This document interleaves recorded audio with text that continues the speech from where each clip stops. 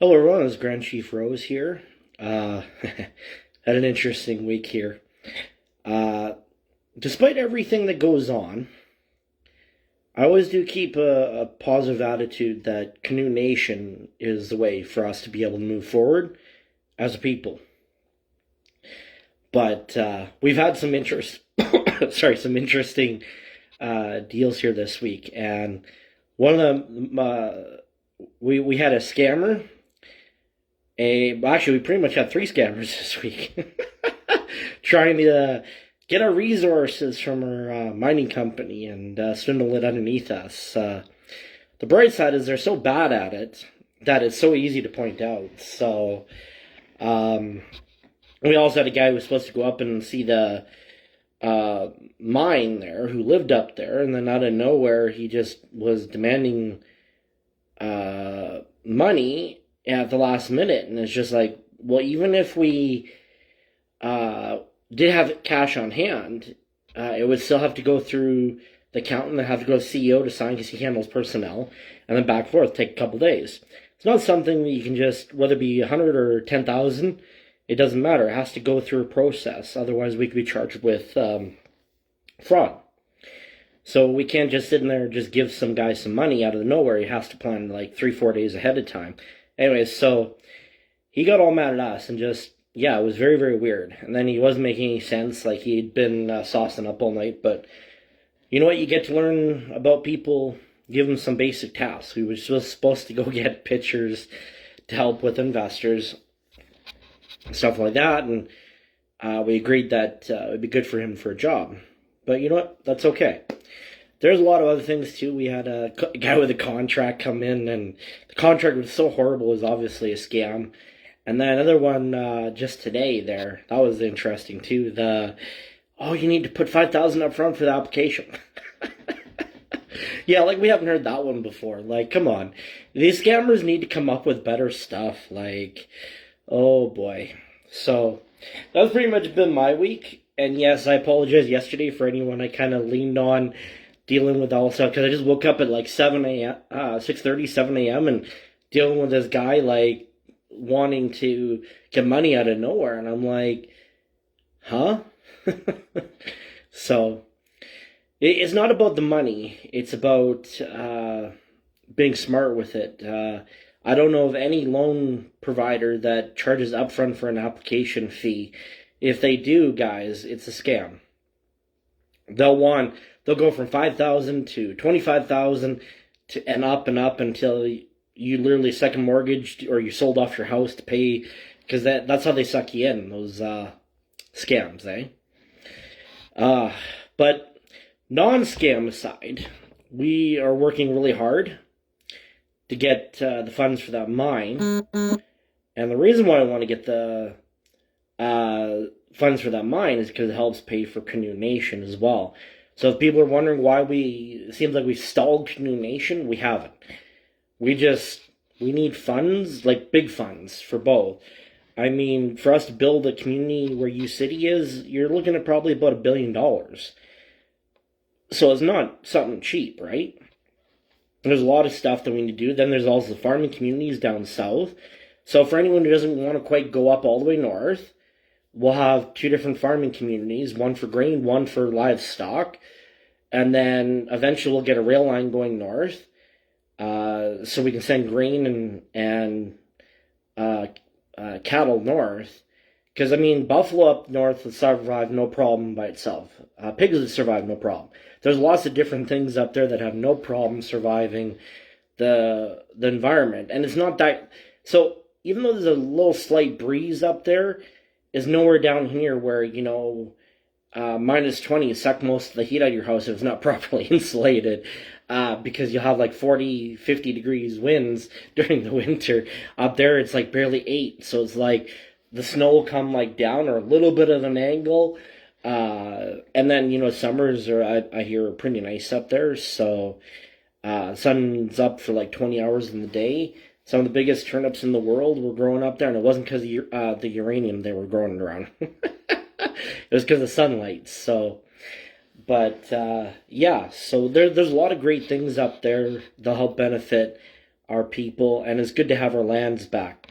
So for all those who don't know, that Uranium City used to be a First Nations community before they, and so with Kamala Portage. And I do have proof. It's actually on our pages, our groups, thanks to nursing logs. Now, we do have a reporter that's supposed to be looking into it and trying to get information from the government. Now, I'm assuming whatever happened when they moved people must have been pretty bad, because they're giving this guy a really hard time in trying to do that. Now, I know my great grandfather never made it to James Smith, and her father. My grandmother either would have been born on James Smith or just before. So, from what I understand, is one report I came across, which I thought, okay, it'd be easy to find again, and didn't bother saving it that night because I was so tired. It was heavily redacted, and it talked about a lot of people had fought back, and then they were killed in process to try to save their homes. So there was a genocide that happened up there. I don't like using the word genocide because people still survived, but it wasn't positive at all. And it was just so that way they could mine uranium. And the process, when we were doing this search to find, we also found that they removed 5 other communities on the south side of Lake Athabasca. So Key Lake, Cut Lake, and there's 3 other ones too. And there's one location I've never even heard of before. So there was a lot of places where they removed our people in northern Saskatchewan. Now, we're not trying to claim the south, Lake Athabasca region. We're only claiming the Uranium City region, and there's a reason for it. We want to go back home. We want the land to belong to us again. We want to be able to rebuild our people, not have to rely off the Canadian government, and rebuild our people. Everyone should be able to learn skills, how to do construction, and not have to deal with a welfare system. That's what we're going for. Either working in the mines or doing construction, doing farming, agriculture. Now, I'm not talking about the traditional farming. I'm talking about doing aquaponics systems. And yes, there's about 40 acres just outside, 40 to 50 acres just outside of town.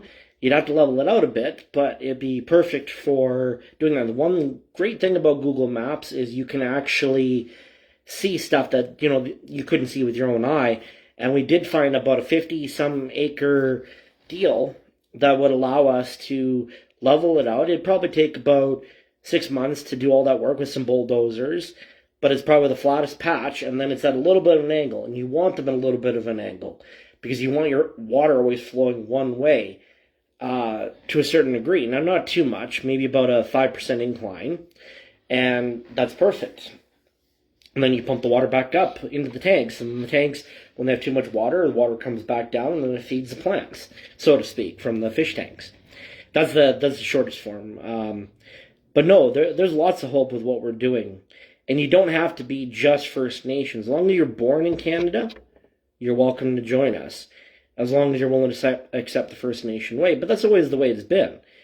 A lot of tribes have always accepted people. In Alberta. Saskatchewan, I'm not too sure about. Even though my heritage goes back to Saskatchewan mostly, I grew up in Edmonton. When my grandmother met my grandfather, he had 3 days before he ended up having to go to BC, and said, will you marry me? She said yes. They got married on the church lawn. So when me and my ex, we got married inside the church, but didn't have a lot of money, I thought that was improvement. Well, Disney nowadays, and all the shit that's coming out about it, but it's also really messed with women's heads, thinking that there's these princesses that need these $1 million weddings, and yeah, you do realize, statistic-wise, most people are just lucky to get married these days compared, even 2 generations ago. Because 2-3 generations ago, almost about 90% of the people got married. Now you're lucky if, I think it was 30 or 40% of the people got married. And a lot of times it's because of all this division that's being caused. They have the women believing that they need to be a certain type. They and the men know this and that, right? And then it gets to the point where people are so confused they don't know where to go anymore. And then don't get me started on the broken homes growing up, right? So they see their mom being a single mom. Oh, I can do it. No, I get it. You could, but what's in the best interest for the kids, right? And most people forget that. You always need a dad and a mom, because dad teaches structure and a lot of other things, and mom teaches health. Or should anyways. It doesn't always work that way. But you need both to have a proper family. Not that sometimes it's not possible, but I think it's ideal for us to be able to come together as a community, as families, and as a people, once again, to be able to make a difference.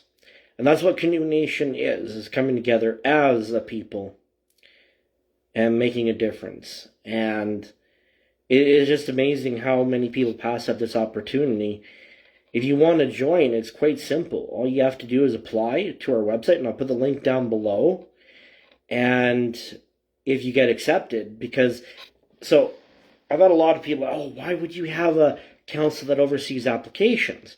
Well, you do an interview, and then that interview goes to the council, and they, a different council than the one that's elected, and they decide, okay, well, yeah, everything's good. And they do a quick check and make sure that the person would fit in. But all First Nations communities do this. It's not just us. You're just hearing about it for the first time, most likely. That's like most people don't even know that the First Nations have a trust fund. And I'd hope to heck we never have to use that. I'd happily contribute to it over paying federal income tax by any means, but nonetheless,